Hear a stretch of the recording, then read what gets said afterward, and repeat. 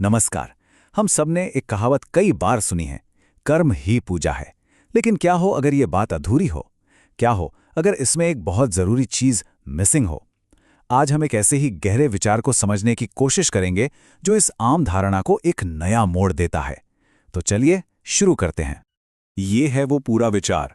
कर्म ही यदि पूजा है तो निश्चय प्रेम ही पूजनीय है, क्योंकि जिस कर्म से प्रेम न जुड़ पाए उसका फल किसी को न भाए।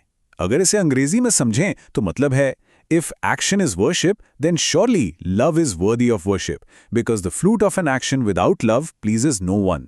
ये अपने आप में एक बहुत पावरफुल स्टेटमेंट है। चलिए अब इसे एक एक करके समझते हैं कि आखिर इसका मतलब क्या है।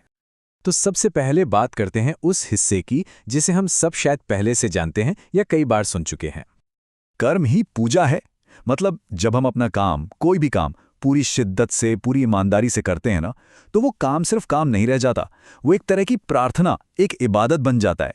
ये सोच ही कितनी कमाल की है ना?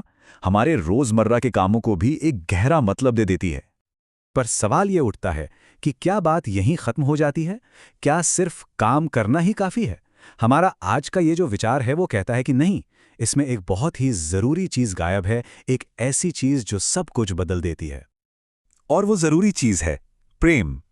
अब देखते हैं कि प्रेम के बिना किया गया काम आखिर होता कैसा है। अब जरा इन दोनों में फर्क देखिए। एक तरफ है वो काम जो किसी मकसद से किया जाता है, जिसमें कोई मतलब होता है, और दूसरी तरफ प्रेम के बिना किया गया काम। वो बस एक मशीन की तरह है, एक बोझ, एक जिम्मेदारी जिसे बस जैसे तैसे पूरा करना है। उसमें कोई जान नहीं होती, बिल्कुल खोखला सा लगता है। तो जब कोई काम इस तरह बिना मन के, बिना प्रेम के किया जाए तो उसका नतीजा क्या निकलता है? इस बारे में ये विचार बिल्कुल साफ साफ बताता है। उसका फल किसी को न भाए। सोचिए जरा इस बात पर, मतलब उस काम का जो नतीजा निकलता है उससे ना तो करने वाले को कोई खुशी मिलती है और ना ही उस इंसान को जिसके लिए वो काम किया गया है। वो जो एक सुकून होता है, एक संतुष्टि होती है, वो गायब होती है। और वही तो किसी काम को असल में कीमती बनाती है। तो फिर इसका हल क्या है? रास्ता क्या है?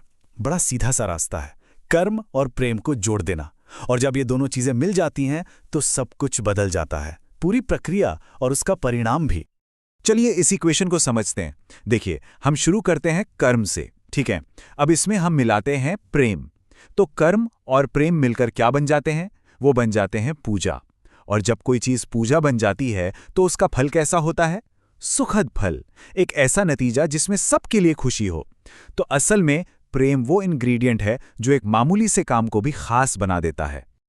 और यहीं से हम इस विचार के सबसे गहरे, सबसे जरूरी हिस्से पर पहुंचते हैं। ये पूरी बात हमें ये समझाती है कि आखिर प्रेम खुद पूजा के लायक क्यों है, पूजनीय क्यों है। तो बात यह है कि प्रेम सिर्फ एक फीलिंग नहीं है जो हम काम में डाल देते हैं। नहीं, ये उस काम की वजह है। ये हमें बताता है कि हम जो कर रहे हैं वो क्यों कर रहे हैं। यही प्रेम उस काम के नतीजे की क्वालिटी तय करता है। और आखिर में प्रेम ही है जो किसी काम को सिर्फ एक टास्क होने से उठाकर एक पवित्र भेंट बना देता है। और इसीलिए इस विचार का जो सार है वो इतना पावरफुल है, निश्चय प्रेम ही पूजनीय है।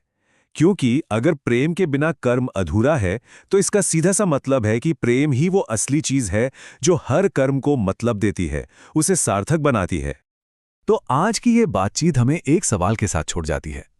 हम सबके जीवन में ऐसे कौन से काम हैं, कौन से कर्म हैं जिन्हें हम शायद बस एक ड्यूटी, एक जिम्मेदारी समझकर निपटा रहे हैं, और जो शायद बस प्रेम के एक स्पर्श का इंतजार कर रहे हैं ताकि वो सच में पूजा बन सकें।